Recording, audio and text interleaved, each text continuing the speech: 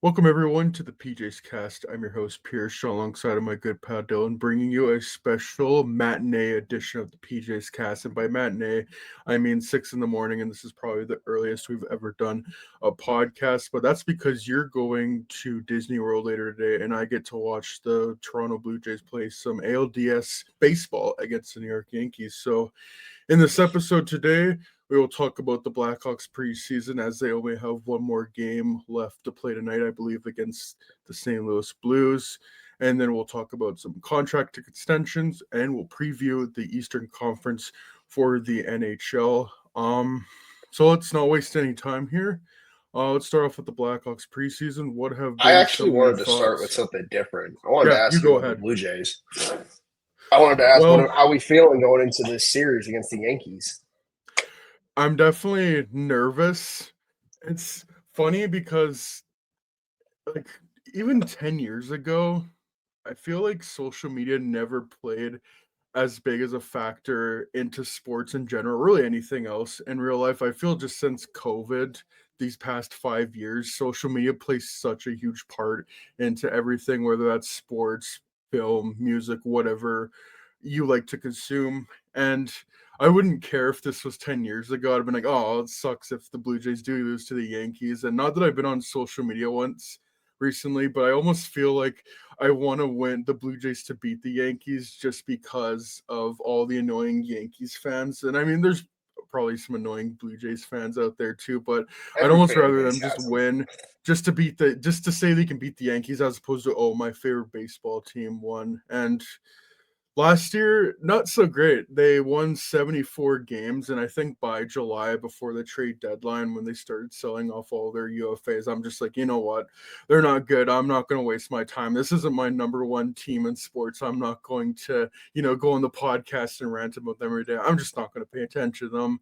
And then this year, they like for the Blue Jays every offseason, it's like they're in on the big names. They're in on Shohei Ohtani. Oh, he's on the plane to Toronto. And I have Juan Soto. I don't know if they were ever really heavily in on him like the Mets and the Yankees were, but I know they made like a pretty significant offer. There's been some other guys as well. And it just feels like they haven't been the worst franchise, but definitely have felt like they've been the butt end of jokes. So this year, no expectations for the team. Vladdy wasn't even signed yet. So it was if there was a Oh lot yeah, up I in the forgot air. about that. I forgot he Mm-hmm. got extended like right at the start, right? Yeah, and there was I think he set a deadline right before spring training, and it didn't get met. And he looked pretty like disappointed, but I'm just like, there's no way this is just gonna end right here. I think if you give someone $500 million, they're probably going to sign it. And funny enough, it kind of reminds me of the Kirill Kaprizov situation we're gonna get into later. But anyways, again, just no expectations. If you even ask the most optimistic Blue Jays fans, maybe they sneak into a wild card, but also the wild card series, the Blue Jays are 0-6 in those games. So Don't have to deal yeah, with it. mm-hmm. First 2 months into the season, just mid. I think that at one point they were 4 games below 500. I'm just like, you know what? I'm just gonna give up. I'm gonna stop caring again. This isn't going anywhere.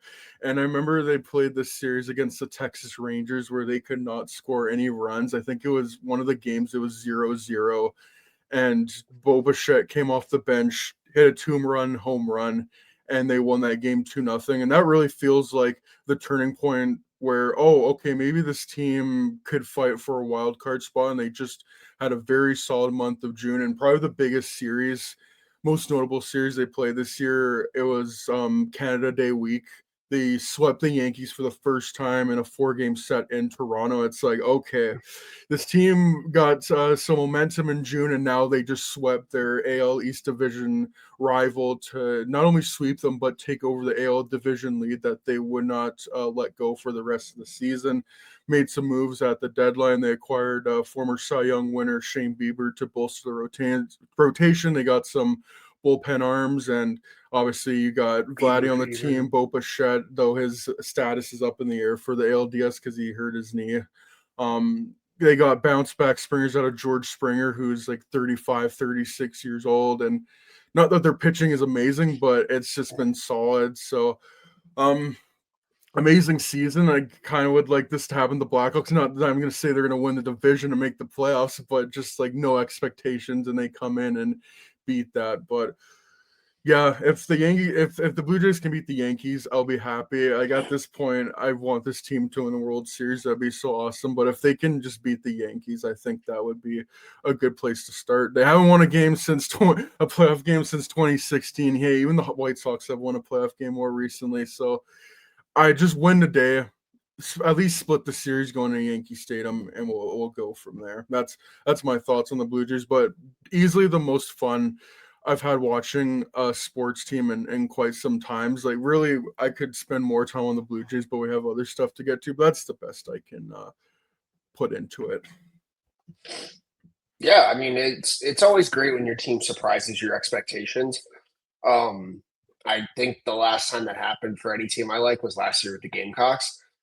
I didn't expect the Gamecocks Nice. to win 10 games last year, and they did, or they won 9, I think. But when you expect your team to win like a substantial amount less and they overperform, that's always good. And yeah, like I think the last time they won a playoff game was the bat flip. So you kind of want to make a new era of Blue Jays playoff stories. And I don't know. I think they have a great roster. Vladdy, Springer, like all these guys. They brought in another starting pitcher for that rotation, which I think just gives them so much depth.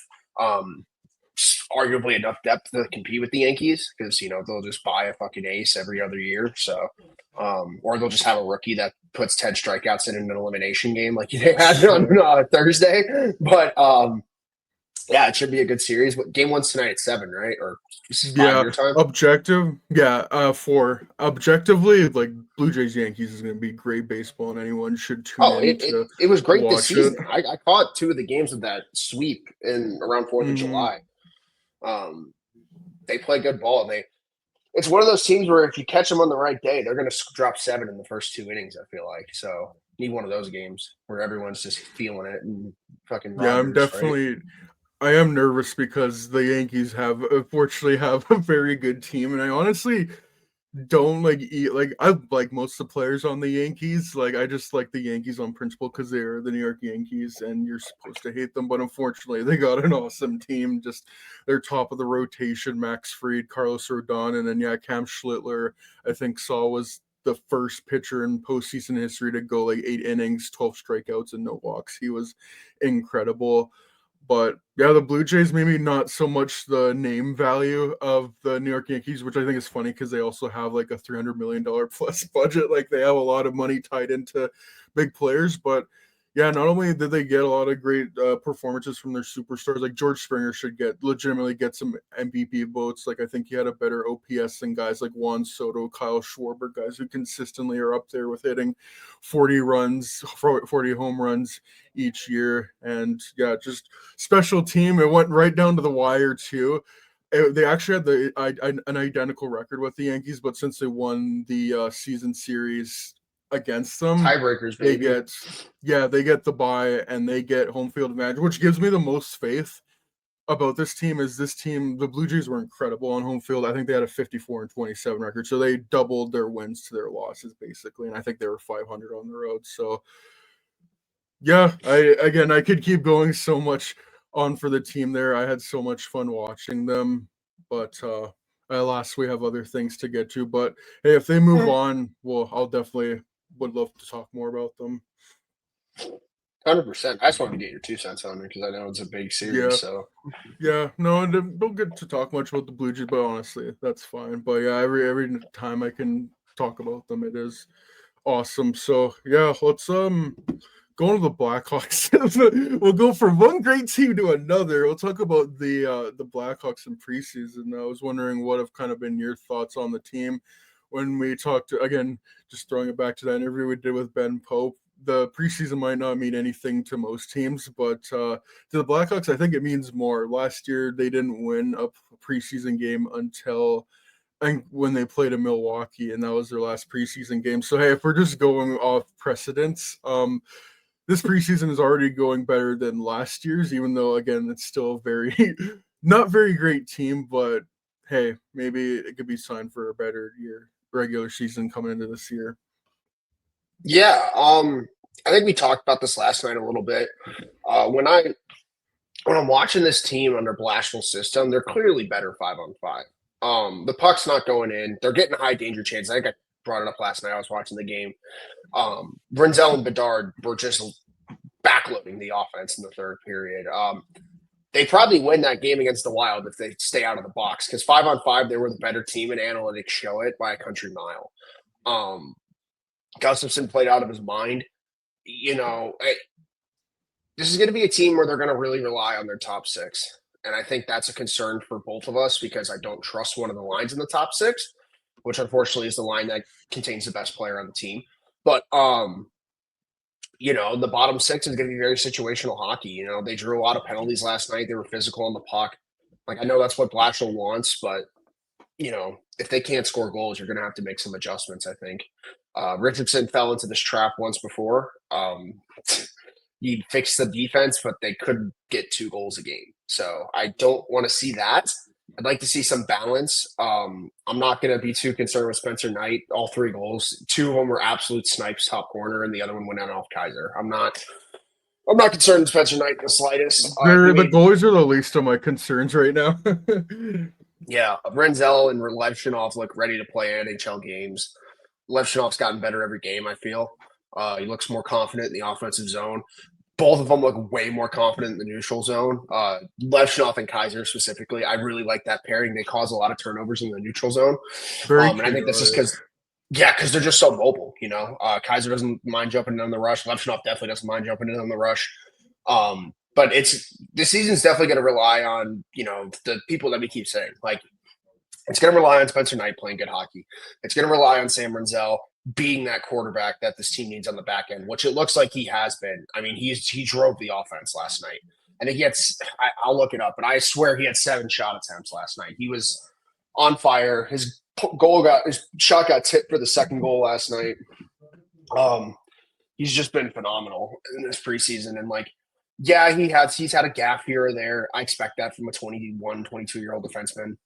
21, yeah. I'm not expecting him to be fucking perfect, but I think I was telling you last night, like, his mannerisms with the puck, his calmness at the blue line, like, he kind of looks like Dougie Hamilton a little bit, and I'm A-okay with that. Dougie Hamilton is a guy that can put up a ton of points, plays big minutes, has the clutch factor, has a great shot, and I see a lot of that in Renzel, honestly. Like, the way Renzel gets active in the offensive zone, I don't think the Blackhawks have had that in a defenseman that can play defense probably since Duncan Keith.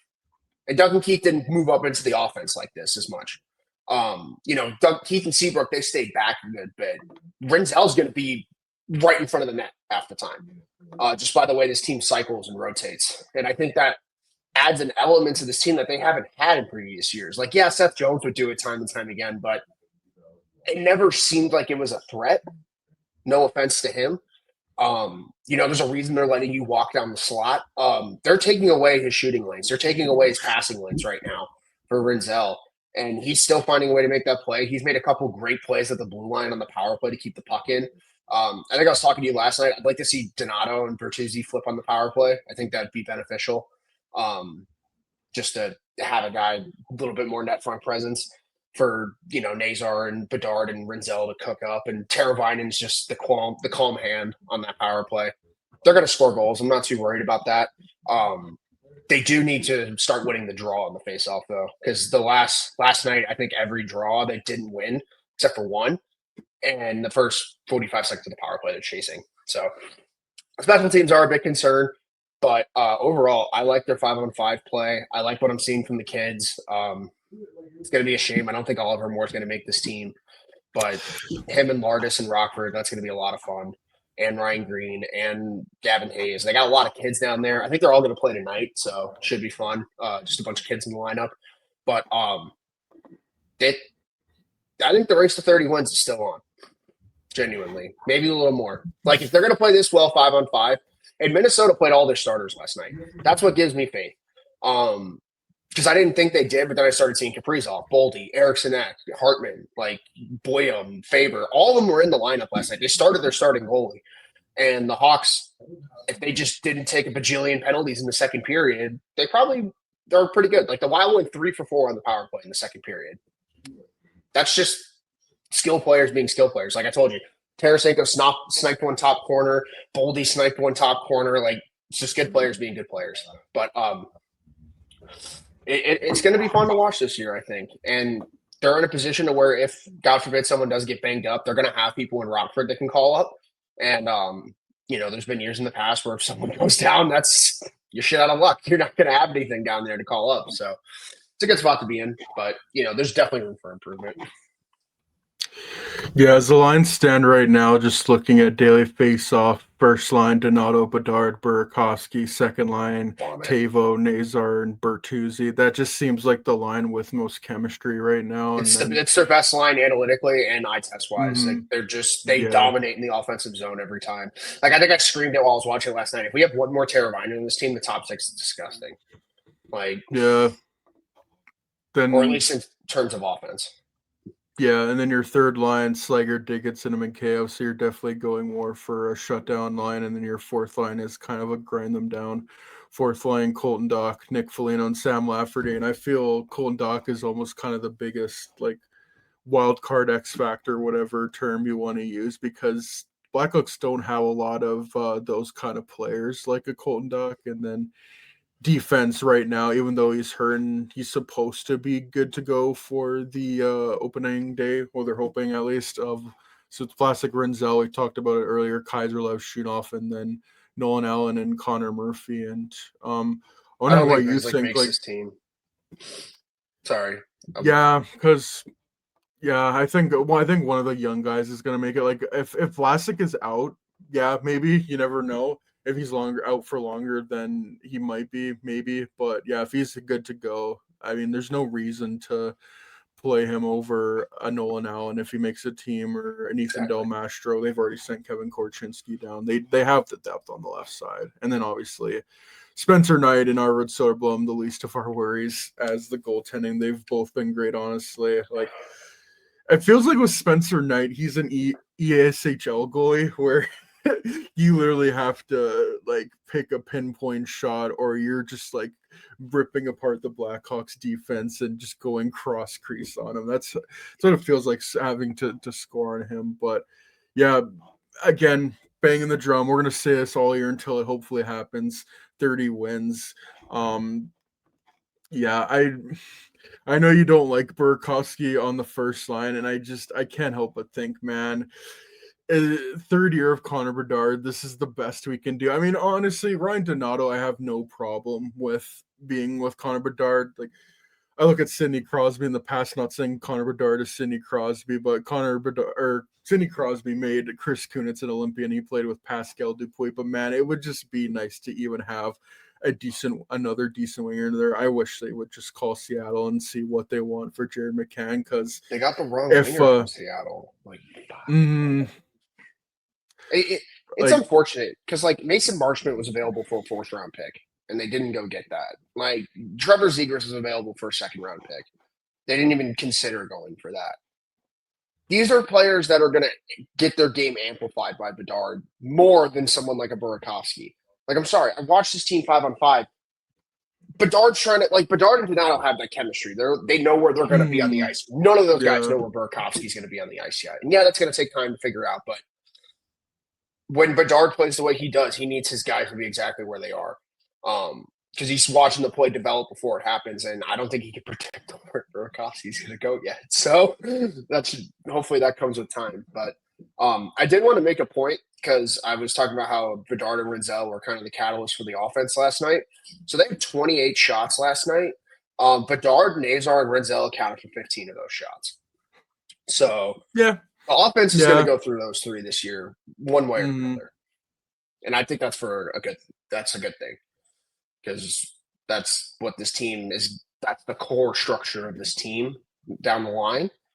But like Bedard had 7 shots, Renzel had 5, Nazar had 3. Like, stuff you like to see. Yeah. Oh no, Sam Renzel. I would hate if he was a Dougie Hamilton. I would hate to have a defenseman that has 501 points and 835 career games. Oh no. Oh, no.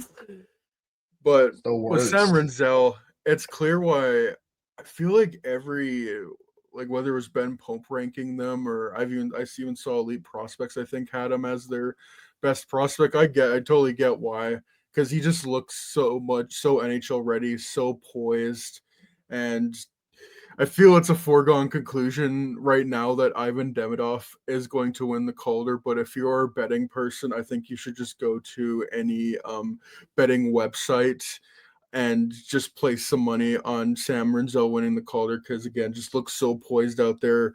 Quarterbacking power play one, could potentially get a lot of apples playing with Connor Bedard, and I think he's definitely due to score at least like 5 goals next year. I think he's gonna get 10. Yeah, He gets too many chances. These I pucks would are gonna love start that. going in. He hit like 3 posts Mhm. last year, like in a 9-game span. I just think he's so dynamic offensively that with Bedard, it wouldn't shock me if he was pushing 50 points this year.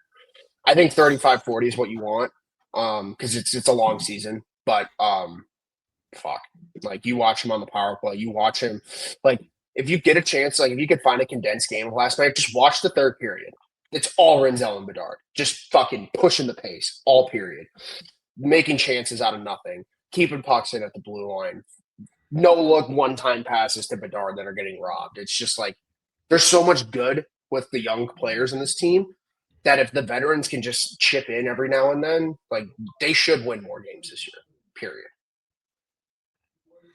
Yeah, I even think at the worst they're gonna win like two or at least 2 or 3 more games. Like I think like worst case scenario 27 or 28 wins. But if they're somehow at 25 wins or below that, I think we got a Time way to go bigger sign issue. But Adrian Kempe. I think even just the most pessimistic, like okay, it can't be that bad. But yeah, really, the only beef I have with Kyle Davidson, like it's a rebuild. I get it. This team isn't going to win right away, but that's really my main beef with this regime is just it feels like they haven't been able to go out and it would be nice to get a Jake Gensel. It would have been nice to get a Kirill Kaprizov if he hit the market.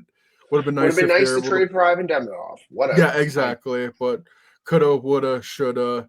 None of that happens, and you never know what's happening behind the scenes. We don't know everything that happens, but I just wonder. I just question like the lack of like. Oh, we need to get Bedard a winger. Like, what made you go? We got to get Jake Gensel to. Oh, we're gonna like Andre Burakovsky's our main off-season addition. Um, I would wish they would just get a good winger for Bedard, and maybe that again, like I said many times, maybe that manifests itself in Nick Lardis having a hot start to Rockford. But to quote Woody reading the 8 Ball from Toy Story, don't count on it. don't count on it. Ah, love it. Um, yeah, you're right. It's disappointing. Especially, and I really think it's because he got spooked last offseason. Like, if I had to be a betting man, I think it's because he spent 30 mil last offseason and like one of Mhm. those players was good. Or at least lived up to the hype. And I think that's terrifying. The rest of them, I mean, Brossoit hasn't played a game. Brody was abysmal. He got bought Oh, out. yeah. Bertuzzi, half the fan base wants to trade him. I'm not there yet, Oh no, no. but like you get the point. Like it's just a lot of hit and miss. Martinez was playing games over people that he probably shouldn't have. And I think he got spooked off that, honestly. And I think he can use the excuse he wants to give the kids the chance all he wants. But if Oliver Moore's on the opening night roster, then you're full of shit. Like, that's just my opinion. If you don't think he's ready, fine. He can have the Nazar treatment and come up at Christmas. But I don't know, man. I think we had this talk earlier this week. Like, there's not a world where Sam Lafferty should be in this lineup over Oliver Moore. And we're both You see Sam your Lafferty 13th forward. truthers. Yeah, Yes, yeah. 100%. He's a perfect extra. He's a perfect extra. I don't know. It's disappointing, but who knows? Maybe I'm wrong. Maybe Oliver Moore's the extra forward on the team, but I don't think he is, if we're being honest. At that same token, if they were just going to have Oliver Moore up and only give him like bottom 6 minutes and limit him, I would rather him just start on top line minutes in the AHL anyways. And again, you're going to get a chance to play with a Nick Lardis. But if we're just going back to the 2024 offseason, I felt Bertuzzi and Tavo lived up to the expectations. Not that they necessarily succeeded it, but Tavo hit what he usually hits, like 20 goals, 40 assists for 60 points kind of guy. Like he was Dylan around that. Secura. Yeah, for real. Tyler Bertuzzi was around like a 25 guy, and that's with all the inconsistencies he had. That was him going, I think, almost 20 games without scoring a goal last year. It was really just the defense. I don't think they needed to make all those moves with all the young defensemen they have and Laurent Brossoit. I don't know what the fuck happened. Like, it really, again, to reference Toy Story again, it's that clip of where they're in Sid's house and he pulls out Buzz Lightyear's hand and that's, or like arm, and that's Kyle Davidson to be like, trying to prove Lauren yeah. No. Yeah, he's trying to prove that Laurent Brossoit is still alive. He just like grabs his glove. He's like, I am Laurent Brossoit. And It's I the am Sharks still with Carey alive. Price right now. Yeah. Have you ever Nah, seen the conspiracy theories of like, oh, Paul McCartney died in the Beatles like 60 years ago, and like Avril Lavigne died? Like that's us with Lauren Brossoit right my now. new favorite's that Matt Stafford's dead and there's a cyborg playing quarterback right now. Because he's so fucking good this year. Like you'll see the hashtag. It's like hashtag Matt Stafford died weeks ago, and now he's playing along with it in his interviews. He's like, "Yeah, my clone's That's playing pretty good, awesome. huh?" That's Oh, man. awesome. But yeah, coming into this year, they're gonna lose 50 games, and we're gonna have to prepare for that. We're gonna have to prepare for the crash outs on the podcast. But like, hey, at least this year, it's more than just Connor Bedard. More We talked kids. about Sam Renzel. I think Artem Levshunov is going to make the team, and I think he's going to infuriate a lot of fans. And I get it why he might be our Evan Bouchard. Growing pains. I think he's going to be one of those defensemen where you're going to look at the analytics and they're going to be so good. I think he's going to be a positive player, whether that's shot possession, whether like expected goals, like all that stuff.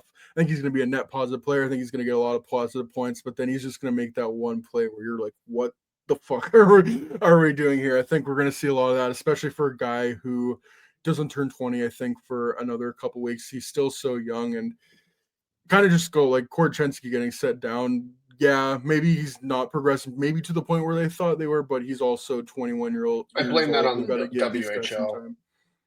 Yeah, wouldn't that have been nice if all these rules came into effect of, oh, you can go from CHL to college? Wouldn't that have been nice when they went into effect when they drafted Korchinski? Anyways, just like same thing with Oliver Moore and Nick Lardis. If you were going to play them on the team and give them limited minutes, anyways, just let them play top line minutes in Rockford. But yeah, I feel like I'm just going to be hung up on the fact that they didn't get even just a decent top six winger. And I guess, unless you got any more thoughts on the Blackhawks, we can kind of transition into the next Frank topic. Nazar, every time I watch him, his point total goes up 5 points. That's all I'm going to say. Oh yeah. Frank Nazar scored again last night. Best player on the ice again last night. Actually, Brinzel was probably the best player on the ice last night. Second best player was Nazar. He's going to be so good, and he's doing it on his own.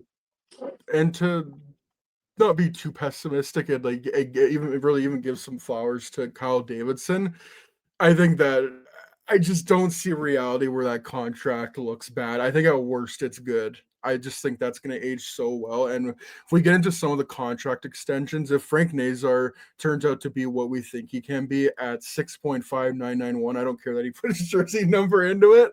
I think we're going to be just fine. I think they're going to get Connor Bedard done. It might not be right now, but I think we could see a Jack Hughes situation where we see him. I was looking it up. He signed, I think he did his extension in December 2021, heading up into the year where he could have been an RFA. I think we'll see something like that. I think Bedard gets done. I think I'm more confident than I was before. I don't know what you feel about that, but hey, at least I'm not worried about it. Yeah. And there's no point in worrying about it. Stomach, he's going to sign a $100 million contract. I think they will. They have to. He's worth every penny.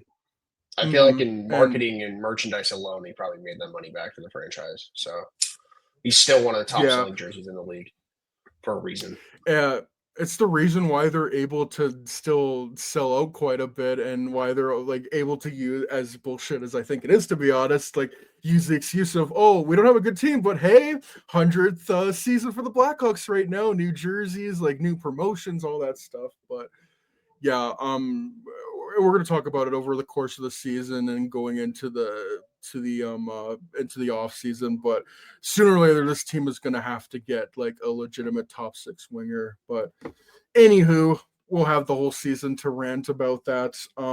Let's talk about a legitimate top 6 winger. I would even say better than that, a first line winger, an elite winger, probably a top 3 winger in the NHL.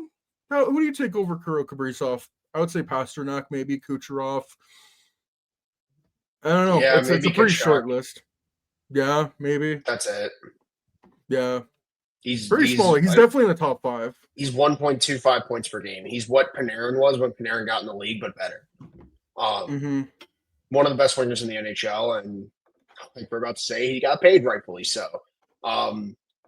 I think anyone that listens to this show probably knows what happened this offseason. A number leaked. What was the number that he declined? Like 14, 15 million or something? over 8, so 16 million a year. Yeah. He ended up getting 17 million a year to stay in Minnesota.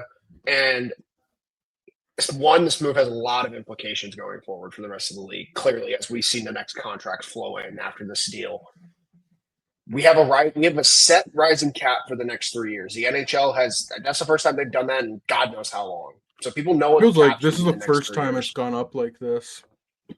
Yep. And the Wild are getting a bunch of money off their books with the Parise and Suter contracts. He's their whole team. If they lost him, they would have to do a full rebuild. For the Wild, it makes perfect sense to keep him. They had to. They kind of got backed into a corner. But my whole thing is just, if Kaprizov got 16 as a winger, what the fuck 17. is McDavid going to get? Like, if I'm McDavid, I signed a 2-year deal to where I can get a $20 million cap hit in 2 years. Because, sorry, I'm worth more than Kirill Kaprizov. I play center. I'm the best player in the NHL. I won the Conn Smythe on a losing fucking team. Like, as a I'm the best forward player in the league. I mean, it's already showing its impact. I mean, I think Eichel's talks are now stalling a little bit because I think Eichel was set on like 13, 14 mil and then saw that deal and he was like, granted, Minnesota's not a tax-free state, so that matters. But like, he's making 3 mil more a year than like Draisaitl. That's scary. I take Draisaitl over him every day of the week.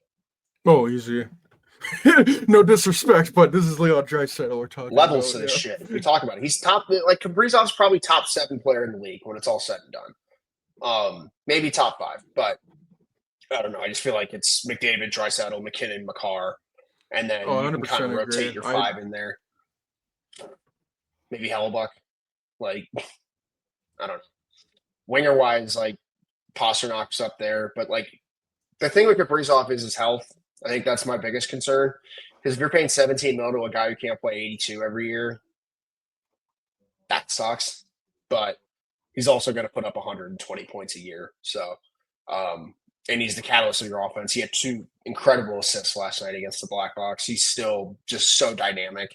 And we talked about it on the last show, I think. He plays a style that is going to last long term, which I don't think gets talked about enough. Everyone talks about, the steep decline once you pass 30. If you're really good and you protect your body, you're playing till you're 40. Like, Patrick Kane got his hip resurfaced and he's still point a game.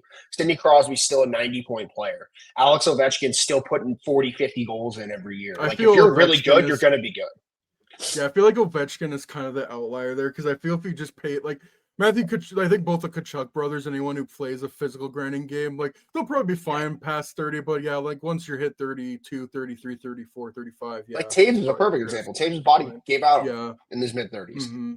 So much where he had to leave the league for 2 years. Yeah. I don't think that's going to happen with Kaprizov. I just hope he has a better bill of health on this contract for the Wild. Yeah. But for the Blackhawks' sake, I mean, if you want to, miss half a season again when we're good, I'll take it. But that might be at the back end of your contract at that point. So, but they got a good nucleus of players there with the Wild. I think they still need a 1C. I think I've said that every time I look at the Wild. Feels like we've been saying this every year of existence for the Wild and every year for the PJ's cast. Like, there's nothing new. Like, Eriksson is their 1C is fine, but it's not good enough. It's not going to win you a cup. It's going to get you to the playoffs, but it's not going to get you a cup. Yeah, and then you get thumped by Vegas or Dallas or Colorado. Like, I don't know. the Wild still have a ceiling.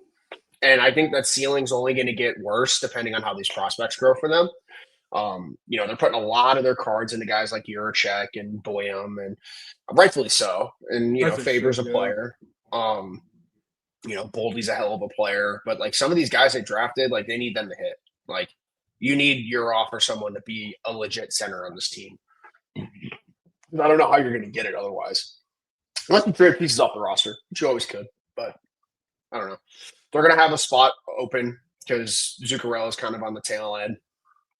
So that top six role is going to have to be filled by someone in the prospect pool, you have to imagine. Or they'll just throw Ryan Hartman back on his fucking center. Who knows? I mean, the deal's great for Kaprizov.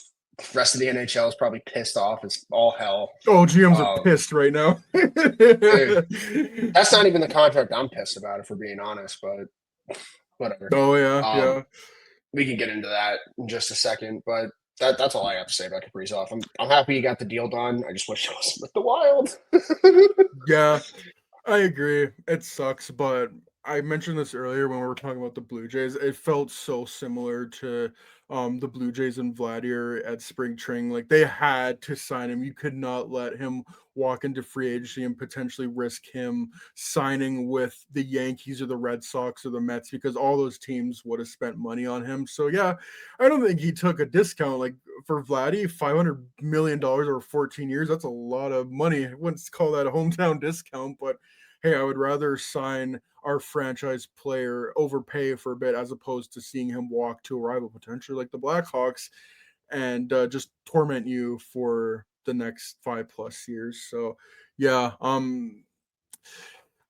you brought up such a good point when we talked about him last episode, where with the Minnesota Wild, where they don't even have to add a Jack Eichel talent of center. If they even just get another top six center in there, they could be like the St. Louis Blues from 2019, where Ryan O'Reilly isn't in the like upper echelon inner circle of 1C centers in the NHL, but he got the job done. I feel if they can just add a complimentary center to a Marco Rossi, Joel Eriksson, maybe not necessarily a cup contender, but a team that could win a playoff round. Third in the Central, we're back.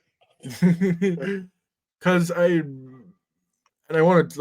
mean this as like, I think the Wild generally have done a good job of drafting and developing. Again, you just need a center. I would like to see them maybe trade one of their pieces to get a center. I don't know who that is, but I'm just tired of there's never stars available. No, it's always the same like 3 teams that are getting the stars. They're the only ones who want to make it happen and will make anything to make it happen. You have the pieces. Never get off the pot.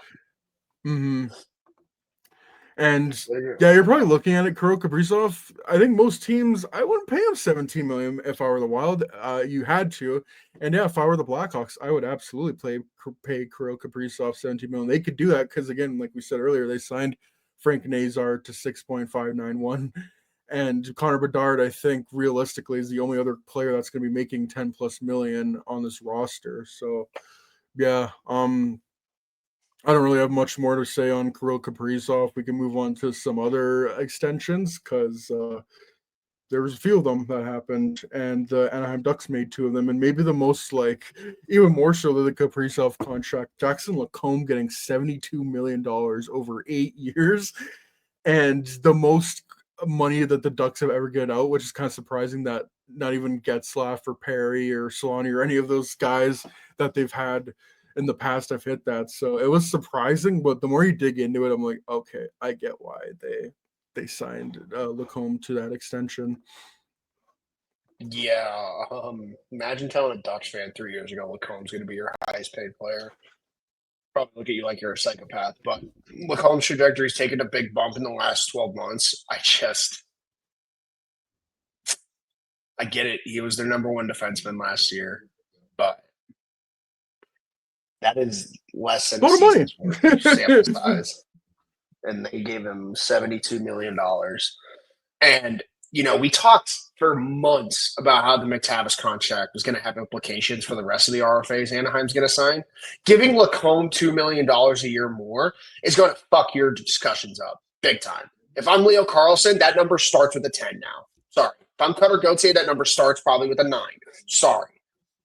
Oh, we're going off small sample sizes and we're getting 8-year deals. Bet, sign me up. Digging your own grave with that move, I think, personally. But if it pays off, it pays off. Like Lacombe, if he's worth that $9 million, that's going to be a great deal. But I'm more concerned with how you're going to sign your other RFAs next offseason, which is Carlson, which is Gauthier, which is Zellweger, Minchikov, like all guys who have played more time on this team than Jackson Lacombe. Maybe not to the level of Jackson Lacombe, but even then, I don't think Jackson Lacombe was playing at this elite defenseman level. I think he was very good. I don't know, man. I don't know. Like if I'm Minchikov, I'm asking for 6. I might not be worth 6, but shit, Lacombe got 9. And like the Ducks have the money, but I just think like you got to play a little more hardball. Like you did all this just. We say this all the time. They always like to play hardball in free agency, and then they just give in to what they ask for at the end. I'm not a fan of the move. I don't think there's a world where I'm gonna be a fan of the move, if I'm being honest. Yeah, it's one of those things where I don't think it's a horrible contract. I don't know if I would have signed him for that much. And yeah, just with Mason McTavish, that's another deal where why didn't we just do that earlier? That seems like a reasonable contract for both sides. I don't know. I don't really know what to think with the Ducks right now. I like their young core. I think they're going to be good. They could potentially maybe not like guarantee make the playoffs, but I think they could push for a wild card spot, maybe especially with Joel Quenneville as their head coach. But yeah, as of this moment, I don't really know what to make of the Anaheim Ducks and what the implications are with that contract. But yeah, it's a lot of money for Jackson Lacombe, that's for sure. And again, just to bring it back to the Blackhawks, I hope that's never a thing with them where it's like, oh, players are going to be jealous of other like we saw this with Toronto with just sign your players early, because I feel if you're going to have that situation where you just drag it out with McTavish, I feel just other players are going to want to do that now and try to get their money. Like just sign them and get it over with, I think, because I just go to back to the Leafs with Nylander. They took it down, I think, to the final minute with a contract that seems pretty reasonable. It's just like, why don't we do this later? And then Matthews and Marner get the idea, oh, we can take them for all that they got. We can get all this money. And it feels like the same might just happen with the Ducks right now. Yeah.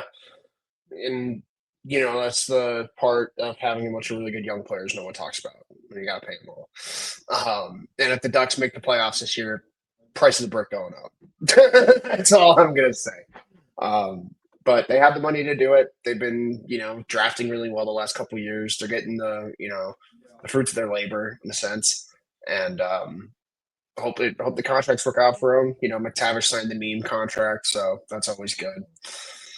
Want to be Nazar so bad, bro. But yeah. Who are you, Team Sleepover or Team Brainrot? That's Team Brainrot every day of the fucking week. All day. You should see my TikTok For You page. But yeah, Ducks should be interesting going forward. I mean, I think they're a dark horse to make the playoffs this year.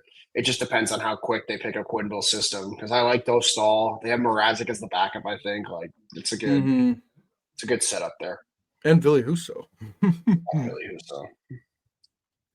Like, yeah, I just looking at their team. Hold them up here. So their lines right now, they have it Kreider, Carlson, Terry. Second line is Gauthier, McTavish, Granlund. Third line, Vetrano, Strome, Killorn. Then Nikita Nesterenko, never heard of him. Ryan Paling, Sam Colangelo. Their defense is Lacombe and Gudas. Good Lord. Zellweger and Truba, and then Minchikov and Helson. And then, yeah, their goalies are Dostal, Mrazek, and they have Philly Husso as a third. With the cap going up, we're going to see the teams that are going to spend a lot of money. And I think the Ducks are going to be one that's going to be tested, because I think historically they don't really spend that much money internally. I think they have had an internal cap. So, yeah, if you're giving out money to Jackson Lacombe, I would guess that's a sign of you're going to have to spend some money on your other young players. You're going to have to anyway. So that's going to be tested. It's going to be interesting to not only see that with the Ducks, but with some other teams that historically I think have had internal caps in place. Gotta spend something to get something. Mm-hmm. NFL fans, what's your favorite touchdown? For me, it's the next one. Because with DraftKings Sportsbook, an official sports betting partner of the NFL, every touchdown could bring you closer to cashing in. From first touchdown score to anytime TD props or the thrill of live in-game betting, every snap is loaded with opportunity. Tomorrow, the New England Patriots take on the Buffalo Bills in Buffalo, and the moneyline odds are plus 330 for the New England Patriots and minus 425 odds for the Buffalo Bills. Odds are subject to change. If I had needed this product, it's what I'd use. Your team hitting pay dirt pays out to you. Download the DraftKings Sportsbook app and use code THPN. That's code THPN to turn $5 into $200 in bonus bet if your bets win. In partnership with DraftKings, the crown is yours. Gambling problem? Call 1-800-GAMBLER. In New York, call 877-8-HOPE-NY or text HOPE-NY 467-369. In Connecticut, help is available for problem gambling. Call 888-789-7777 or visit ccpg.org. Please play responsibly. On behalf of Boot Hill Casino and Resort, Kansas. Fees may apply in Illinois. 21 plus age and eligibility varies by jurisdiction. Void in Ontario. Bet must win to receive reward. Minimum minus 500 odds required. Bonus bets expire 7 days after issuance. For additional terms and responsible gaming resources, see dkng.co/audio. The New Jersey Devils did re-sign Jack Hughes, Luke Hughes as well. Got more AAV, but got just $1 million short of what Jack Hughes got because he took a 7-year contract. I have no problem with this contract either because Luke Hughes, I've always been a big fan of him. Got no problem with contract. What about you? Yeah, I like the deal. They're gonna. I don't know what New Jersey's doing. They have so much money tied up in the defense, and Nemec is They're gonna gonna need have an to move one of extension. them. Mm-hmm. Yeah, Hamilton's probably the one they're gonna move, ironically. But To like Chicago because they we need said help on the this, defense. we said this last offseason when they signed freaking Pesci. Like they're running out of spots. Like we I've been saying this for New Jersey since they drafted Nemec. It's like you guys have a logjam. That's gonna happen. Like Seamus Casey probably should be playing NHL games right now, and he's not going to. Yeah, There's no room. yeah. I don't know. And it's an embarrassment of riches. It's a good problem to have. I guess you're the Devils. You can figure out what you need and then trade one of those defensemen for it. But like you just extended Kovacevic. Siegenthaler's on an 8-year deal. Hamilton's halfway through a 7-year deal. Pesci just started like year 2 of like a 5-year deal. Hughes doesn't even. I don't think his contract is his contract start. It starts this year, so he's got 8 years of that. Yeah. Dude, that's interesting. And Luke Hughes is now the second highest paid player on the team, I believe. So, obviously Jack Yeah, he's Hughes' tied. contract is the best in hockey, but that's So good. 8 mil. Oh my god. Same with McKinnon. But Already underpaid again. God damn. Poor guy. But I really like New Jersey's lineup, and I think when they trade a defenseman, they're going to get a pretty nice package for it. Because there's teams that could use a Dougie Hamilton. Like if you're Adam Wild, Oh it's the yeah. Blackhawks. But dude, you look at the Sharks, you look at the Ducks. Like you're telling me the Oh, Ducks we had couldn't to use a talk about right-handed the defenseman Sharks. like that? It's him, Truba, and Gudis on the right side with those kids on the left. That could work. Seems like some dumb move Nashville would make, getting one of their defensemen. I mean, they've traded and then passed with each other. That is so funny. Dougie Hamilton, Nashville. I could so see that happen. Detroit, I could totally see Detroit doing that if their kids aren't. If Sandy Pelk is not the best that they thought he was going to be this year. I can think of like 8 teams in the league that could trade for a guy like Seattle. Oh my god, if they had a guy like Hamilton back there with Dunn, that makes such a difference on that back end. There's teams that are going to want him, and you're going to get a good package for it. So it's a good spot for the Devils to be in. And I'd rather bet on Luke Hughes, who's 22. Like they got him for his whole 20s now. Like that's such a good deal. I much prefer the Luke Hughes one to the Jackson Lacombe one. And newsflash, it's probably because he's played more games than Jackson Lacombe. So that helps. And younger. Yeah. Yeah, I mean, tidy work by who's it, Fitzgerald in New Jersey. I feel like he's always pretty tidy with his contracts. And they're probably going to need another forward at the deadline, so that's how you get it. they're in a good spot. Like, if they don't make the playoffs, something had to have gone terribly wrong. Like, they have Markstrom and Allen in net. Like, they got a good setup there. Unless Markstrom does the classic Jacob Markstrom terrible year. Welcome back, Rene. Yeah, Back like I we was never just gonna left. say Pecorine. Oh, I'm gonna win the Vesna one year. Oh, what if I just put up less than 900 this year? What if I was 895 Yeah. this year, guys? You think we can still make the playoffs? It's like that meme of texting of the text like, okay, Jacob Markstrom, you had a good year last year. You better not put up a bad season this year. And then he replies, OMG, you're gonna hate me. Less than a 900 save percentage. You're gonna hate me. That's funny. So about that, so yeah, well, Jackson Lacombe, he has played 148 games, 60 points. Okay, more than I Last year he had thought. 43 points in 75 games, which is pretty good. Luke Hughes, same amount of time, 2 years younger, like almost 3 years younger. 155 games played and 93 points in those games, including 44 and 71 last year, and then 47 points in 82 games the year before that. So yeah, I would get why. Like definitely that contract is. I would definitely prefer this contract to the Jackson Lacombe one. I don't know if you have any. Well, we already talked about the Ducks. All I'm going to Let's say, talk about last thing I'll yeah. say on the Lacombe deal. I said this with Nazar when he extended. I said this with Vlasic. If you make the World's team at that young of an age, that matters. That has pull. And Lacombe was playing top pair minutes on Team USA. So I'm not going to pretend like he's not like a very good player last year. It's just, I guess I just got to watch more Ducks games. I don't know. That's probably what it is. But to be fair, like, we all have jobs. I can't stay up till 1 a.m. to watch the fucking Ducks. No, Barely even the do it for guy the who's Blackhawks. in even a guy who's in Mountain Standard Time can't really stay up for Ducks games, and I don't think we're alone in that. I feel most of the NHL besides Ducks. How I'll many catch the Ducks fans highlights. were? Yeah, how many Ducks fans were even like, yeah, that's a great chunk? I think a good portion of Ducks fans even had to be like, oh, that's a lot of money. Not necessarily bad, but a lot of money. Yeah. We'll see. But What's again, next I on the feel docket? we're gonna see a lot of that in the next few years with the cap going up. Like this offseason with the Hawks, we've talked about Connor Bedard. I think Sam Renzel and Artem Shunov are going to be eligible extensions for this offseason. Like we talked about this with Frank Nazar, like before he extended 50 million over 8 years, and he got something pretty similar to that, like making 6.5 million over the 7 years. I think a little like over what was it, 41 million. I can't remember. I can't do the math right now. It's too early.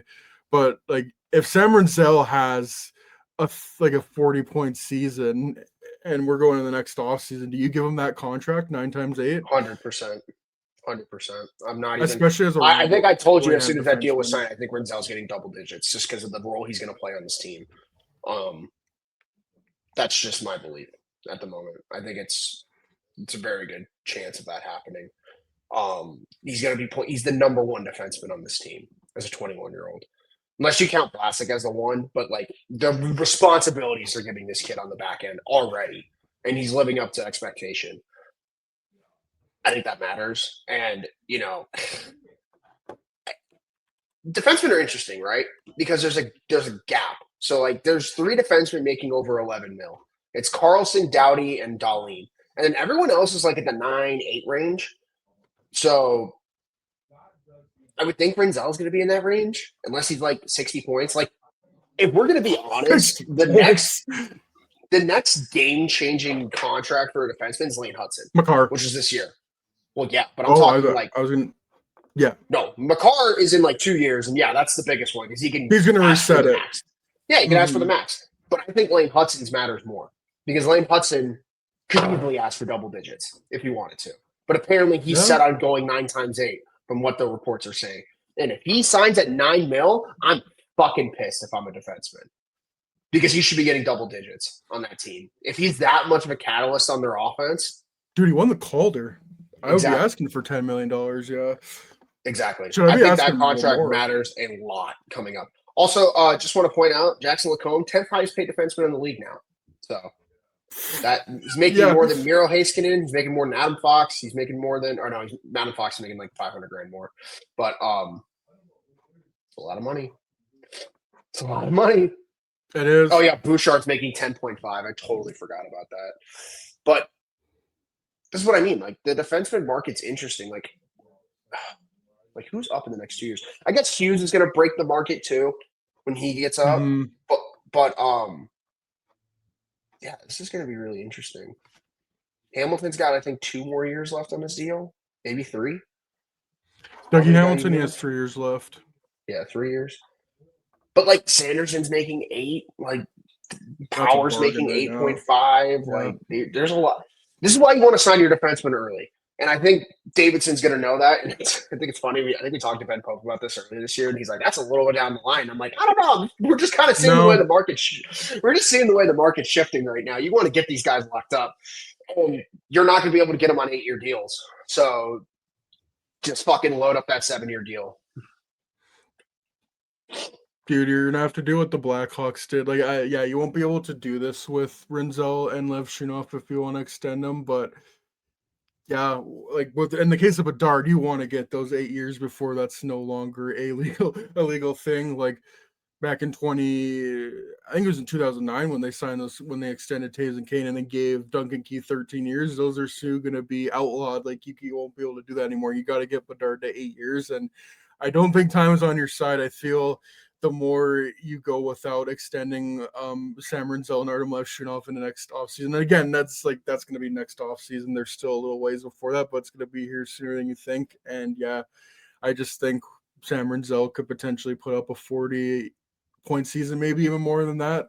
And you're gonna have to extend him because I feel just the longer you don't, and you go into potentially the next year of him getting a lot of points and you don't have him signed, that's just gonna keep going up and up. And not that I don't think Vlasic is at maybe quite at the level of a Jackson Lacombe, but $4.6 million for someone who put up 30 points last year, pretty good. I think that's just aging more and more like a fine wine. And I do find it funny that there's a reality where Sam Rinso could make double that potentially next year. I hope so. Needing the Hawks take a step, so I'll take it. Yeah, I mean they're not really giving money to anyone else. Like again, the Frank Nazar contract. It's just I just think that's such a bargain that you'll be able to maybe not overpay, but give a lot of money to Sam Rinzel and a Connor Bedard, obviously, and maybe an Artem Levshunov. But again, we'll cross that bridge once we get to it with the Hawks. You want to talk about the Edmonton Oilers doing everything but extending Connor McDavid? Idiots. So Trying they to look extended, busy at work. yeah, they extended Vasily Podkolzin, which I like. I really like Vasily Podkolzin. I believe his father died, so that sucks. Condolences to him and his family. Yeah, 3 years, $2.95 million. They also extended Chris Knobloch, which I also think is a good move. He's a very good head coach. Then they traded for Connor Ingram. Hey, I don't know if it's going to work out, but it's potential. It could be something that isn't Stuart Skinner, Calvin Pickard. But yeah, just going to the top of the Puckpedia. Connor McDavid still is not signed. Oilers better hope they're good, man. They better hope they're winning a cup this year. Because if it's anything less than that, I think he's gone. I think I'm standing pat on that. I think it's. If I had to guess, I think it's 65% walk, 35% he signs a 2-year deal. That would be Yeah, I my would say guess. I'm the same right now. I'm like 60-40 that he goes. But I think yeah, the more and more it goes on, the more and more likely it's going to be, and the more and more tempted. Like they better hope that something gets done before the Olympics, man, because I like we talked about last podcast, I feel that's going to be kind of I suppose, a benchmark for players who are UFAs, or in the case of a Sidney Crosby, could potentially be moved. Yeah. Yeah, if we're going to the Olympics, I feel that's the point of no return. If you're going to resign him, it's going to be after the playoffs, right before free agency. Yeah. I just really want to know how those contract negotiations are going. Because I don't even think McDavid wants to talk contract right now. He'd No, be I think I saw something on Twitter where they had an offer this offseason. McDavid was just like they he's just like, yeah. Yeah, it's just not a situation I'd want to be in if I'm the Oilers. And I want to make a point on this because I know the counterpoint on McDavid leaving is, well, he's not going to get closer anywhere else. They were a goal away 2 years ago, and they were But 2 he's games Connor away this year. McDavid. He's gonna make any team he's on closer to the cup. Dude, you're telling me he doesn't put the Rangers over the top. You're telling me he doesn't put Toronto over the top. You're telling me he doesn't put any of these contenders over the top. Fuck. I'll even go as far to say, like, if he went to Boston, like, Boston's probably first in the conference. Him, Pasternak, McAvoy, Swayman. Good luck. Good luck with that defense. And Yeah. Jimmy Hagan's coming up. Jimmy Higgins. Oh man. But fuck, like Carolina. I don't think he would go there, but like if he went to Carolina, holy fucking shit. That team is unstoppable. There's so many teams where if you plug in a Connor McDavid that can like hate to say it, St. Louis Blues. Like he went to the St. Louis Blues, holy fucking shit, we're all screwed. We're all screwed. Like there's so much talent on that team. If he went to like a Utah, we're fucked. There's Minnesota so much. Wild. Yeah. Well, not that I think they can afford it, and Kaprizov would have to give up his 97, maybe. Dude, the Kings. Oh no, we lost Kopitar. Let's go get McDavid. Fuck. Like Ken Holland gets his guy. Holland gets his guy is crazy.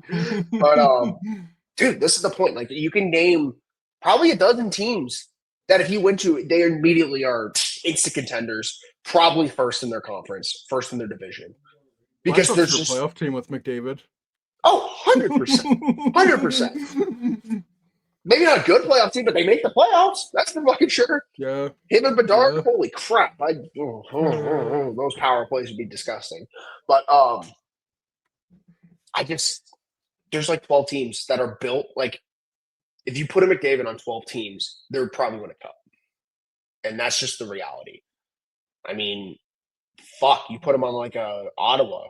Like, holy shit. That team's probably really good. There's so many teams that have built their depth better than the Oilers. And it's the thing we've talked about for years. So when you add a guy like McDavid, it amplifies everyone. Like, I think of Vegas with Jack Eichel. Like, Vegas was a good team already, right? Like, they made a cup final. They made all these. They were an elite team. Exactly. They were a great team. Pacioretty, all these players that are playing up to their potential, William Karlsson being cracked. You add Jack Eichel to that team, it completely changed the complexion of that team. Yeah, it took a year to fucking set in, but then guess what? They won the cup next year. And then after that, they've been a perennial contender ever since. So much to the point to where Mitch Marner came there 3 years later.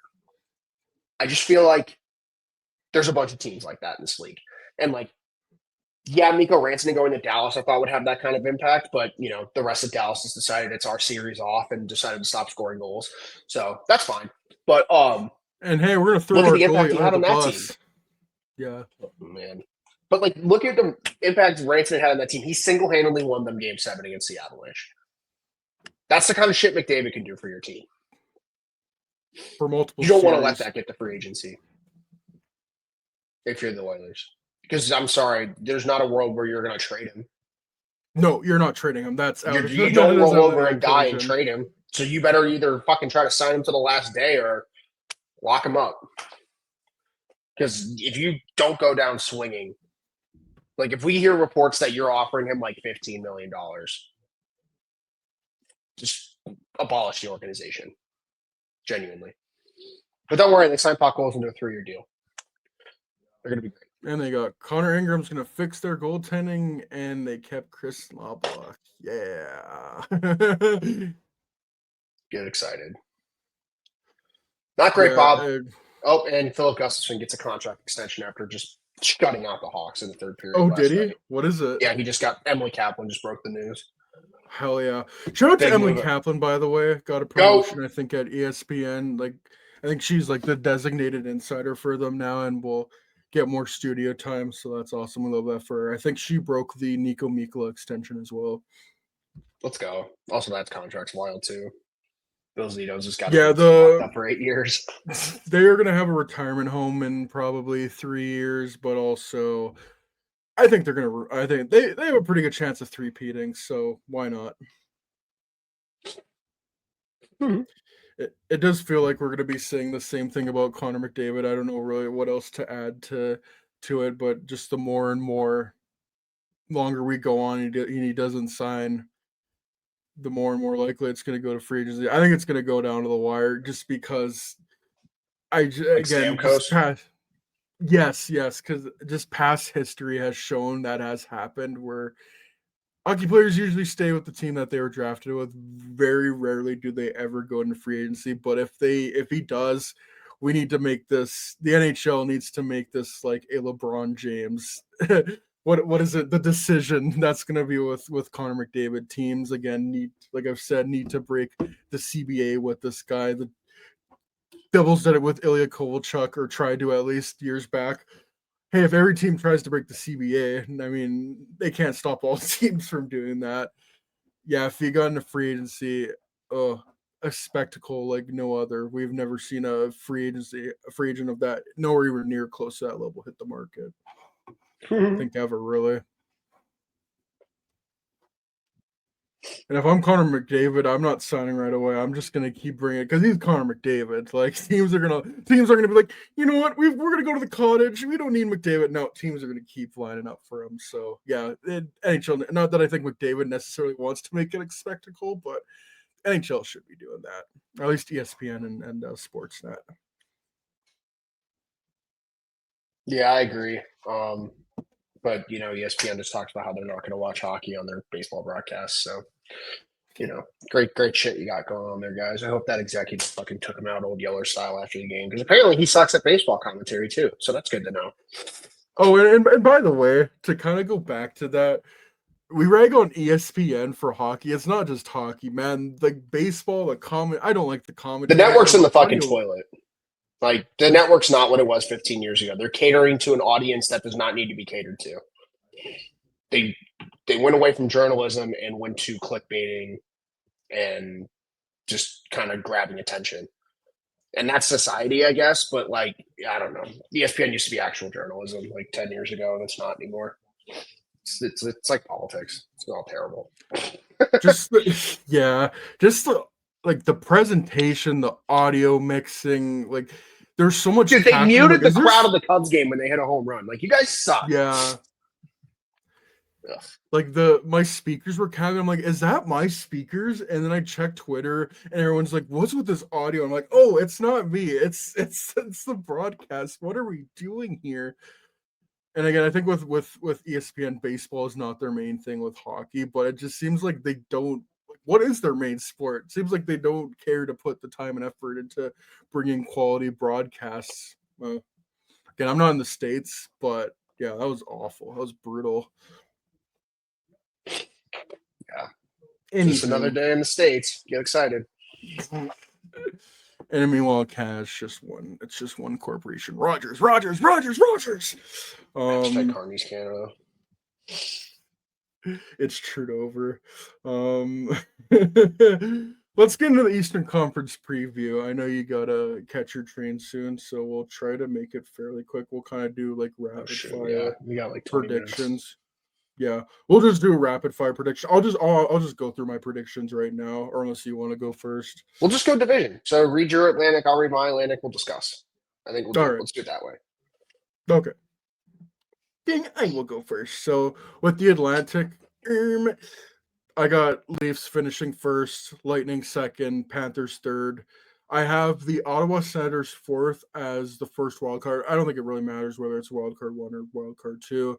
I have the Habs missing the playoffs, number 5. I have the Red Wings missing the playoffs, number 7. Bruins obviously missing the playoffs, and then number 8, Sabres missing the playoffs. It really is just a coin toss with, I think, the Senators, Habs, and Red Wings at that spot. I feel any of them could make it in the wild card. I don't even know why. I chose the Sens, but I did. I don't really have a reason. Again, you could change me, convince me otherwise, and then it could be another team. I'm like, yeah, I get it. I just chose the Sens. They're not wild card. So I'll go backwards to forward since you went forwards to backwards. So I got Boston finishing last this year. Yeah. Don't like their I think it's depth. them or Buffalo. Yeah, Buffalo 7th. Don't like their defense. I don't like their goaltending as much as I should. What do you Detroit, mean you don't I like feel like Georgiev and exactly. who their other goalie is? I don't even know who their other goalie James is. Reimer. No, he's a Leaf. I don't know. No, But he's in Toronto again. oh yeah, this Dangle's got to be Oh, just Alex Lyon, ecstatic. that's right. That's who it is. I know I was missing someone. I have Detroit at 6. I think that's just a glass ceiling with that team in terms of talent. Who knows? Maybe the kids make a difference. I thought Brandon Nygaard looked really good this preseason, so we'll see there. Torched the Hawks. Like, Mm-hmm. I think the key for them is Marco Casper. If he can turn into Oh, a legitimate 100%. number And 2 Danielson. center, Because one of Danielson those looked good guys. too. One of those guys needs to stop because their winger depth is so good. Dude, they did it at the end of last year. I think you just glue Casper in between Kane to break it. Like, just that's what leave that as the line. And then you can put Larkin with Raymond and you're good. They have, I don't know who this is, Emmett Finney on their first line. He scored like 3 goals in the preseason, 2 against the Hawks. I have never heard of Emmett Finney. What the hell? Yeah, he's like a 7th round pick from a couple years ago. He was a 7th round pick in 2023. Good for him. He's on fire. He went from like ECHL to here. But awesome. But yeah, Detroit's interesting. I just think there's a ceiling there. Ottawa, I have at 5, missing the playoffs. I think it was a good step last year, but they're not deep enough, and like one big injury to that top 6 and they're screwed. So it's a lack of depth there, I feel. But here's where I get interesting. I got Florida as a wild card.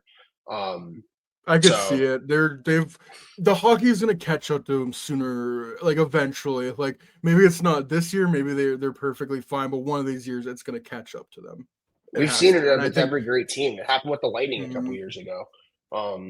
You just and not saying they're gonna miss the playoffs, but like you already got Barkov. You got Barkov out for the year and Kachuk out till for a few months. Yeah, that's tough. That's 200 points normally. But yeah, and then I have Montreal at 3. I think if they get a 2C at some point in the season, like a Malkin or something, or like any type of 2C, puts it over the top. Or if Kirby Dach's just healthy, I think that puts him over the top. I would love that, honestly. I hope he does stay healthy. But yeah, again, history has shown me that'd be gross. But yeah, I got him at 3, and then I got Toronto at 2, just because I think they're still going to be really good. They're still so good defensively. Their goaltending's incredible. Team defense for Rube's got them playing so well. It's just going to be like when Tavares left the Islanders. Like the goal totals are going to drop a little bit, but like Matthews is still going to pot 40. Willie's still going to pot 40. Tavares probably still going to pot 30 plus. Like Knife probably takes a step. I think they're still going to be pretty good.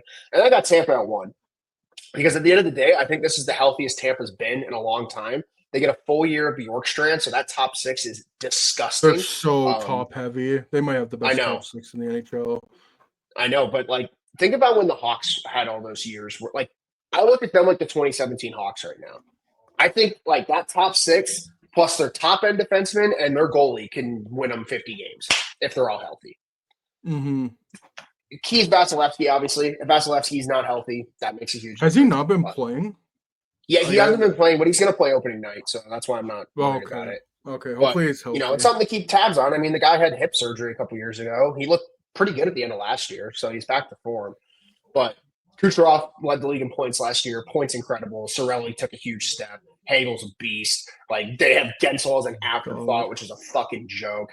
Like, if a guy like Geeky takes a step on that team, if a guy like Gonsalves takes a step on that team, they're going to be first in the division, in my opinion. And it's the pedigree. You know what I mean? Like, it's hard to bet against the Lightning. Yeah, to me, it's just the divisions don't matter, like how it's aligned. Like if you're a good team, you're just gonna win. So I think ultimately, that's why I'm like coin toss. You could convince me like any which position. Like, yeah, you could convince me Tampa first. I could absolutely see that. I just chose the Leafs at first because I feel there's the fewest amount of questions with them. Like you said, they might not score as many goals with Mitch Marner, but then like Austin Matthews last year only scored 33 goals in 67 games. Haha, 6-7. But like I think he can score 50 this year, and I don't know if you're going to exactly recreate Mitch Marner's 100 points in the aggregate, but yeah, I think Matthews is going to have another great year. Nylander, I think, could take another step, leap forward. Same with Matthew Nyes, and you're hoping that you can get a Ben Spout out of Michelli. Yeah, like it's definitely gonna have to be a team effort, but I honestly think the Leafs could be better without Martyr and be better built for the playoffs. But anyways, that's besides the point. Yeah, Lightning's so top heavy, probably the best like top end in the NHL. Their problem it's just a matter of will they be able to have enough bottom six depth to go on another deep playoff run. Yeah, Florida I think will still make it. I think they'll have a bit of a hangover. But to me, with the Senators, Habs, Red Wings, like just flip a coin. Neither one of them, I think, could wake the wild card spot. I'm not totally convinced with Detroit, and I'm like could switch Montreal and Ottawa around. I don't know. It just they're all in the same. Like they might all finish with 40 wins, kind of thing, or low 40s. Yeah, I mean goaltending's the concern with Montreal, I guess, but I just think adding Dobson, full year And Demidov, a like full year of Davidoff. Yeah, I get it. Yeah, Suzuki's just so good. I think he has a chance to win a Selke this year. gonna have the chance with Caulfield, no Barkov. exactly. Slav looks like a great power forward. Like they're a well built team. That's why I think they're gonna make the playoffs. But I can totally see Ottawa making it too. I just think Ottawa. The only reason I didn't make Ottawa making the playoffs is just because I think the style of play that they have, like someone's gonna get hurt. Like they play very physical brand of hockey. No, we saw that in the preseason. We've seen a lot of that. Like, what the hell? What are they feeding them? I know, and it's like if they lose like a Batherson for a couple months, I think that really affects their top six. Like Giroux's a year older. I don't think he can slot in like that anymore. I think he's a 3C. Maybe Pinto can slide in. He looked pretty good at the Worlds last year. Maybe this is the year he breaks out. Greek, maybe he breaks out. They got a lot of guys that like it's another one of those ceiling teams. You know what I mean? Like they have some high end talent. Kachuk, Stutzla, like they're all great, but maybe Cousins, full year Cousins definitely will make a difference for sure. Yeah. I'm curious to see how he plays, but who knows? Maybe Olmark just goes ballistic and the defense is really cracked for Ottawa again. Who knows? Yeah, I think it's kind of a debate of ceiling versus boomer but like safe versus boomer bust because I definitely think I would put Montreal in the boomer bust because they do have a lot of potential, but Oh, also 100%. They're just so young, right? Like, mm-hmm, as well as they could be third in the division, they could be sixth just because mm-hmm. a couple guys take a step back. Like, what if Wayne Hudson doesn't put up 70 assists again? Like, Yeah, you know what I mean? So, or 60 assists, whatever he had. He had an incredible year. a lot enough to win Yeah, a lot. And now you have Dobson too, which is just like you got two puck movers back there. And then Matheson's not a bad puck mover either. I just really like the roster construction right now, honestly. Like they're in a position where even if someone gets hurt, I think they could slot in players. You know what I mean? I definitely think it's tiered. Like Leafs, Lightning, Panthers, I have the same tier for me, and It's then always that tier. yeah, and then I like, have Sens, Habs, Red Wings in the other, and then Bruins and yep, Sabres in the bottom tier. same here. Same I here. was kind of like with the Bruins. Oh, maybe they could be better The than last Bruins. year. Nah, I don't think so in that division. Let's go into in my opinion, the weakest division in the NHL. And honestly, it'd be so nice if the Blackhawks were in this division, but alas. I have Hurricanes number 1, Devils number 2, Rangers 3. I have Caps as wild card 2. Again, I don't think it really matters. 1 or 2. Blue Jackets 5, Flyers 6th, Islanders 7th, and then Penguins 8th place. So 5 through 8 were all the same, like order and Mm-hmm. everything. Columbus, Flyers, Islanders, Penguins in that order going down.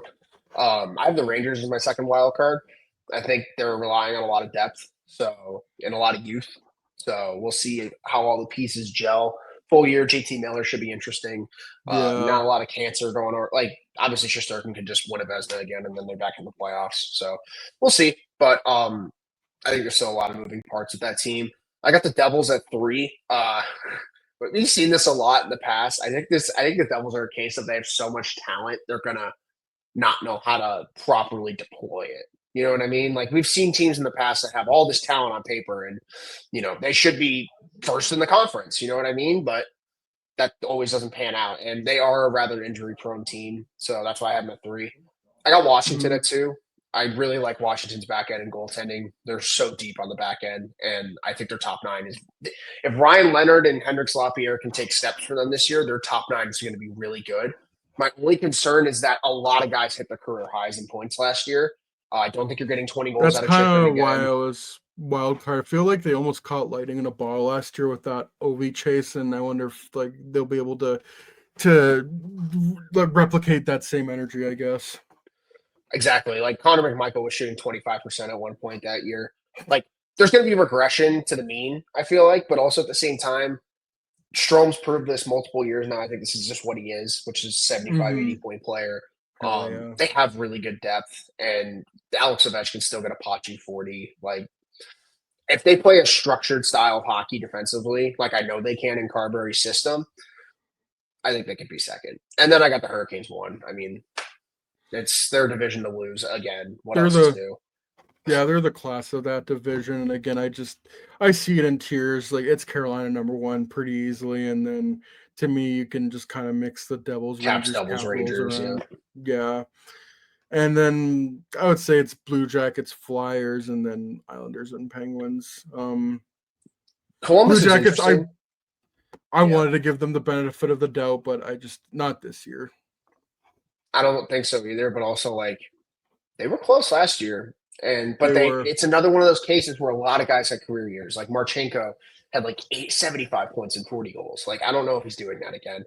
Fantilli, I think, is going to have more points this year. I think he finished like 55. So like I could see him getting like 30 65, 70 goals. this year. 30 goals. Like he's a hell of a hockey player. Just a physical beast out there. Rowanski, if they can get him healthy, that would be great to get him for a full season. Can Because he he probably hit? would have won the Norris last year, I think, if he was healthy. Just for the impact he had on his team. He was over point a game. Like he was or almost point a game. He was incredible He for was that team. 82 points in 81 games, so he played pretty much the full season. That's good. It was the season before he got hurt, I think. So Yeah, it would I'm have getting been. my It players mixed was. up. Yeah, it was 22-23. Only played 13 games, but yeah, That's the one I'm this thinking of. year, Yeah, 81 there was a games, and the season year where he before missed a that, lot of 70. time. So, but Mm-hmm. that's his career year for Rowinski, and I think he's such an underrated defenseman in this league. He's been good since the second he Oh yeah, stepped into the league. yeah. It doesn't get enough credit. I feel like he's No, just been and it stayed in Columbus when not a lot of people do. stable back there, and he's going to have a contract up in 2 years, so it's going to be interesting to see what he signs for. Or maybe it's 3 years. I think it's 3 years. I think it's same year Hamilton, but they got pieces, man. Like Ken Johnson takes another step, that You're right, three helps. years, by the way. Yeah, there we go. Cole Sillinger, like he takes another step, that helps. Um, I know they got more draft picks probably coming up in the system somehow. I haven't really kept up with Columbus's prospect pool recently, but they just have a lot of depth on the back end. They're really deep, like, and they have veterans on the back end. It's not all kids. It's they got like Provorov, Severson, or no, Mm-hmm. did they have Provorov? Yeah, they gave Provorov that massive Yeah, extension this offseason. yeah, Um, yeah. Probably the biggest so winner of the offseason, for being honest. That was a pretty good contract. oh yeah, considering the stuff that's getting signed now, but dark horse team. If they get goaltending, it'll be interesting. And I like the prospects they have in net right now. Jack Reeves, I think, is a hell of a goalie, and they got another guy in their prospect pool that looks really good. So Yeah, I think you and I have generally been pro Columbus, that we like what they're doing, and they definitely have the pieces to put it all together. I just don't know if I can right now say they're gonna be a playoff team, but it wouldn't surprise me. And I would love to see them be a playoff team. I love what Columbus has done. They're to me, they're almost the Blackhawks in an alternate reality. Um, I almost feel with the Blue Jackets, like they fired Jarmo Kekalainen, and he did a lot of great drafting, but I think they just needed another GM to push things along with Don Waddell. I wonder if there ever will be a day where that's with Kyle Davidson, where maybe they move on from, because it hasn't gone along like they hoped they would, but all the drafting that he did pays off, and another regime is able to move things along. I don't know, but well, they also I've got a always good been coach, Dean Evison. a yes, That helps. another great aspect of that team. Coaching matters as much as people want to say it doesn't. That's all I'm going to say. It does. I Capitals, also think Carberry. like I said, with I think it's very much Goldilocks and the Three Bears. Like, oh, this coach is too soft. This coach is too rough. Oh, this coach is too perfect. Like, if you don't think a coach is working, like you can get rid of them, especially if your ownership doesn't care about finances. Like, I wonder if Blashill doesn't work out, if that's another thing they're just going to move on from quickly. I forget how long they signed him for, but Blashill wasn't even their first option, so yeah, wouldn't shock me. But who Mm-hmm. knows? Maybe he ends up coaching well. Who knows? Who friggin' knows? And then the Flyers, I still think they're probably another year or two away. And then the Islanders, I think they could benefit for another top end pick, though. And then the Penguins, they're the Penguins. They're the only team I think is outright not trying to win, or at least this offseason was trying to tank or not get better, I suppose. Yeah, Flyers don't have goaltending. Islanders are interesting because like Sorokin could go ballistic and they were going to win games, but Yeah, there's just not a lot going on offensively. No. And if Barzell goes down again, that sucks. I wonder, you're gonna be relying on Bo is Schaefer Horvat making that team and opening night?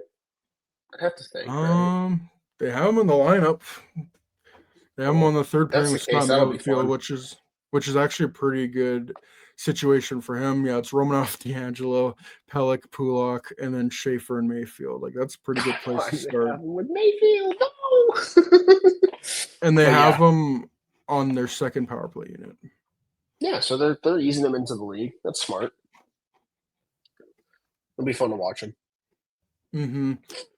Overall, like I think the Atlantic is the best division in the NHL because I could like you can make a case maybe besides the Bruins in the Atlantic, you can make a case for any of those teams making the playoffs, and I wouldn't be surprised. But yeah, more in the Metro. I could very much see 5 teams making it from the Atlantic and then only 3 from the Metro. I think it's just such a weak division. I don't know if like you anything further with the Eastern with the divisions, if there's any players to watch out for. We can move on and kind of wrap this up because I know you'll have to go soon. I mean, Shesterkin, I think, is the biggest X factor in the division. If he's back to form, look out. Logan Thompson as well. See if he can keep up that great season he had last year. Um, I think goaltending is the key to this division. Like if you have strong goaltending, you're probably going to make the playoffs. Like New Jersey could be great, but their goaltending could suck, and then they're right back to square one. And they're locked into both these guys, so they're going to have to figure it out with these two. Yeah, I think goaltending is the biggest X factor in this division, 100%. I think Team with the like Columbus, if Metro, someone comes out of the blue, yeah, I think like I would say the biggest like boomer bust could be the Blue Jackets. Like I could see them making the playoffs. I think the Rangers are most interesting team to me in that Metro division because I just think they're going to get a Mike Sullivan bump with being the coach of that team, and with a full year of JT Miller, that'll be interesting. Like we heard rumors of maybe Mika Zibanejad might move on. They still have him. Alexei Lafreniere still could take another step. Like Artemi Panarin's going to be interesting because he's a UFA, and then yeah, you now got Gavrikov, Adam Fox, one of the best defensemen in the NHL, and then obviously Shesterkin can completely take over and maybe win a Vezina again. So New York to me is probably going to be the most fascinating team to watch in that division, just on the ice and off the ice. I think if they're in it, they're going to make some big trades to try to win a Stanley Cup because I think the time is kind of running out there. Like they do have Will Cooley, who's very good, very young, very underrated, and Lafreniere as well. But I don't know how much more help they have coming up besides like Gabe Perreault. So they'll be interesting to watch. And the Atlantic, I think, is just gonna. I don't know if there's really any like an interesting team to watch. Maybe the Red Wings. Like, how much more leash does Steve Yzerman have with them if they miss the playoffs again? Yeah, Yzerman's had a long leash, so if they miss the playoffs again, that's going to be interesting because there's a lot of contracts on that team that they can't move. So Yeah, have fun with that one. and also I just want to see how the Florida Panthers navigate not having Barkov and Kachuk, especially Barkov. Man, that blows. Like, not just for the Panthers, but for Team Finland and Finland fans. Like, I think he played at the 2014 Olympics, but if he was there, he might have been able to give like. Wouldn't surprise me if they still might win gold because Finland is just always there. But yeah, it's a big piece of Finland gone, and now you can't play it. But yeah, I wonder if they maybe make a big move. Maybe they sign a Jack Rosovich, which, by the way, offered by the Oilers, and I'm pretty sure is a multi-year deal, and he turned that down. That's rough. Fire your agent. I'm so serious. Yeah, You got to fire your agent after that. You're losing money on the table. yeah. That's all I Sometimes really got. sometimes just know your worth. Mm-hmm. Yeah, that's all I really got. I don't know if you have anything else more to add, or we can wrap this up and go on with our days. That's all I got.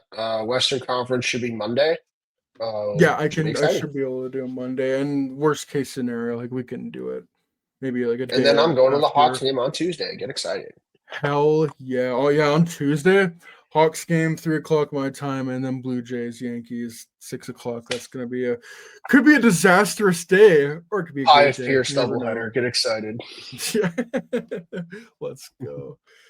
Anyways, yeah, maybe not like a super crazy in-depth preview. Maybe we'll go a bit more in depth with the Western Conference, but yeah, I just wanted to get We're this just on a time crunch today. podcast out today. Yeah, we are in a bit of a time crunch, so yeah. But we'll have plenty of time to talk about these teams over the season. I think we hit on everything. So yeah, thank you for tuning in. Give us a 5-star rating on your preferred podcast platform, whether that's Spotify, Apple Podcasts, blah blah blah blah blah. If you're watching our beautiful faces on YouTube, be sure to smash that like button, hit the subscribe and notification bell so you don't miss out on any video podcast or any clips from the podcast. If you're too lazy to watch an hour and a half and only want to watch like 10, 15, 20-minute segments, I Real. don't blame you. So yeah, for Pierce and Dylan, take it easy, y'all. Enjoy your day and go Blue Jays.